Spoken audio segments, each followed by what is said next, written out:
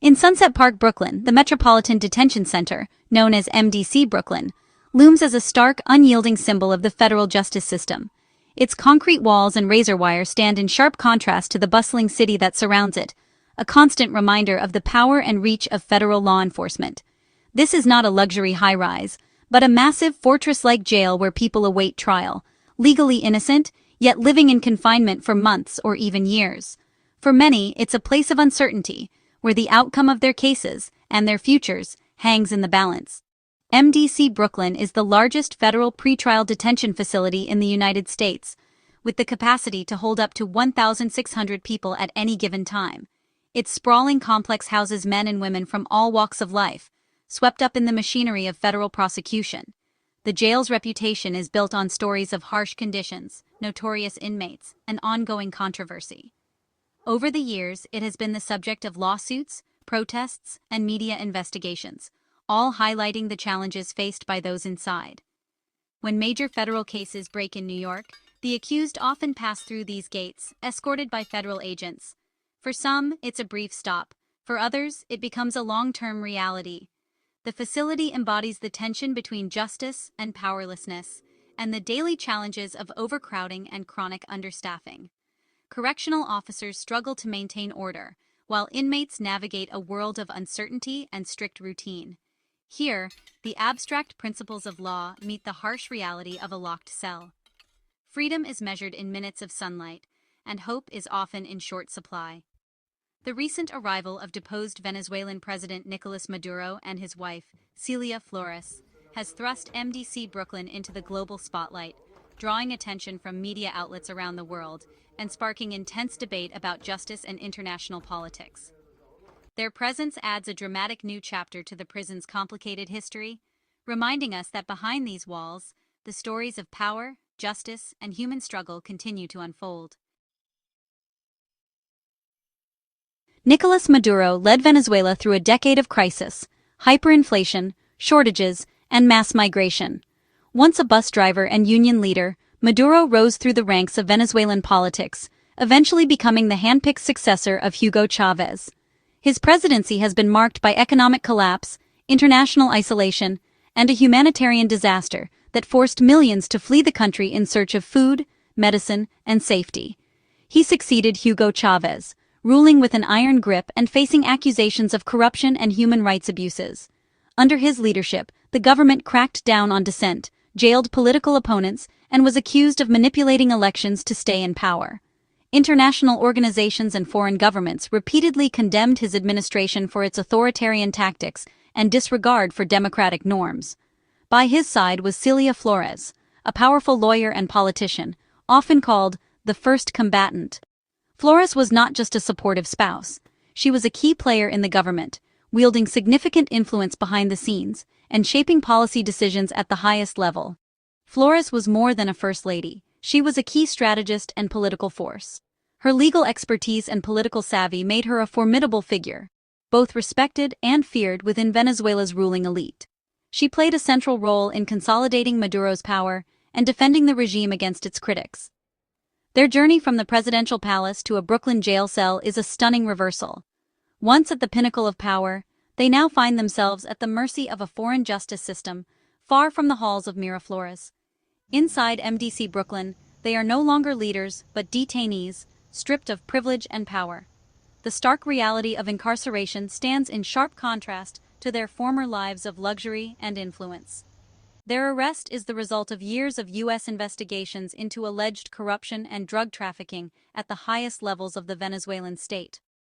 American authorities built their case through surveillance, informants, and international cooperation, determined to expose the criminal networks operating within Venezuela's leadership.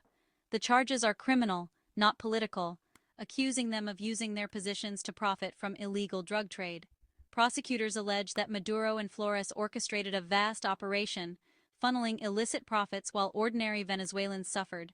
Their detention marks a new phase in U.S. efforts to hold foreign leaders accountable. The case sends a powerful message. Even the most powerful are not immune from prosecution when accused of international crimes. Now, Maduro and Flores face justice not as rulers, but as defendants in a federal courtroom, awaiting a verdict that could change the course of their lives. and perhaps Venezuela's future. Maduro's legal troubles began in 2020, a year that would mark a dramatic turning point in his political career and personal life. That spring, the U.S. Department of Justice indicted Maduro and several of his top officials, charging them with narco-terrorism, drug trafficking, and corruption on a massive scale. According to the indictment, Maduro was at the helm of the so-called Cartel of the Suns, a shadowy network of high-ranking Venezuelan officials accused of moving tons of cocaine through Central America and into the United States. The U.S. government responded with a bold move, offering a staggering $15 million reward for information leading to Maduro's arrest, instantly making him one of the world's most wanted fugitives. In 2026, after years of international pressure and covert operations, a U.S.-led task force finally apprehended Maduro and his wife, Cilia Flores, in a dramatic raid on Venezuelan soil. They were swiftly extradited to New York, under heavy security, to face justice. Once in the U.S., prosecutors unveiled a new, sweeping indictment. This time, charges extended to Flores and their son, painting a picture of a family at the center of a vast criminal enterprise that, prosecutors allege, turned Venezuela's government into a cartel. The prosecution claims the trio worked hand-in-hand with notorious drug cartels, flooding the U.S. with cocaine while amassing personal fortunes, even as ordinary Venezuelans endured poverty and chaos. Upon arrival in New York, Maduro, Flores, and their son pleaded not guilty. Despite their high profiles, the court denied them bail, citing flight risk and the seriousness of the charges. They now await trial, confined to the stark walls of MDC Brooklyn. Their prosecution is seen as a landmark moment for U.S. law enforcement, sending a powerful message that even the highest offices offer no shield from international justice. For Maduro and Flores, every court appearance, every new piece of evidence, and every testimony now weighs heavily, shaping a future that is more uncertain than ever before. The world they once ruled with absolute power has vanished, replaced by the cold, unyielding reality of a federal jail cell, as they await a verdict that could define the rest of their lives. MDC Brooklyn is the main pretrial detention center for New York's busiest federal courts. Opened in the 1990s, it was meant to improve on older jails, but quickly became infamous for its own problems. It holds those denied bail or unable to pay, from mob bosses to politicians to everyday defendants. Notorious inmates have included Ghislaine Maxwell, Sam Bankman-Fried, and now Nicolas Maduro. The population is a mix, famous and unknown, facing charges from immigration violations to major felonies. The environment is tense, with everyone sharing the uncertainty of their legal fate. For someone like Maduro, being just another inmate is a profound shock. Here, the powerful and powerless are brought to the same level. Life inside MDC Brooklyn is a rigid, monotonous routine.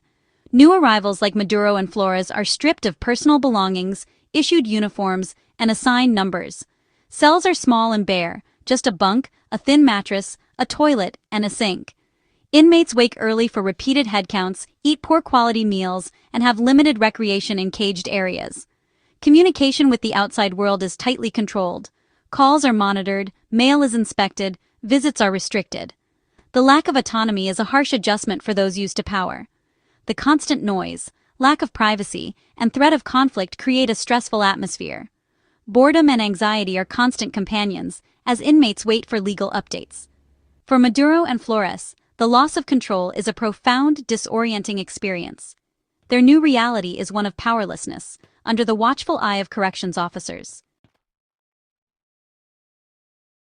MDC Brooklyn is notorious for failing to meet basic standards of food, health, and safety. Inmates routinely report spoiled, infested food, an issue that fuels anger and malnutrition. Medical care is slow and often inadequate. Requests for help can go unanswered for days or weeks. Chronic illnesses are poorly managed, and emergencies sometimes ignored.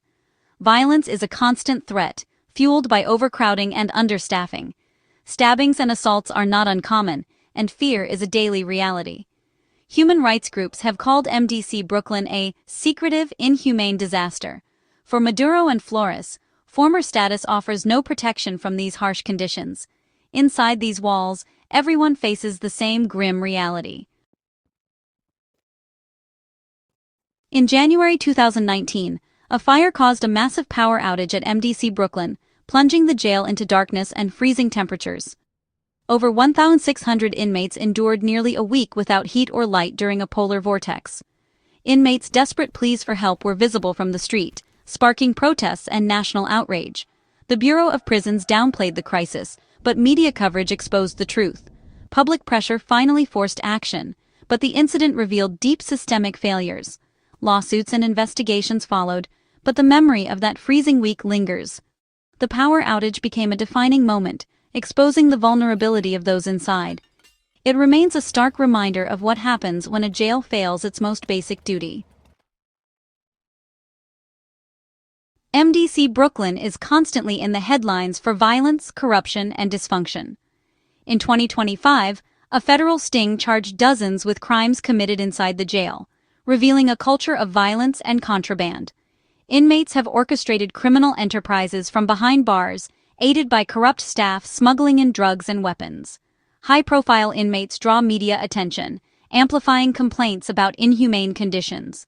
Legal motions from famous defendants highlight issues that thousands of others endure in silence. MDC Brooklyn has become a symbol of the federal prison system's failures. Human rights groups use it as a rallying point for reform. With Maduro and Flores inside, global scrutiny is more intense than ever.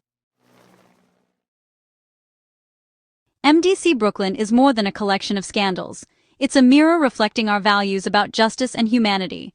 The way we treat those presumed innocent tests, our commitment to due process and human rights. The incarceration of figures like Maduro shows that, in principle, no one is above the law. Yet the grim conditions reveal the absolute power of the state over the individual. MDC Brooklyn's problems, overcrowding, violence, neglect, are found in jails nationwide. Its high-profile cases bring these issues into sharp focus, fueling calls for reform.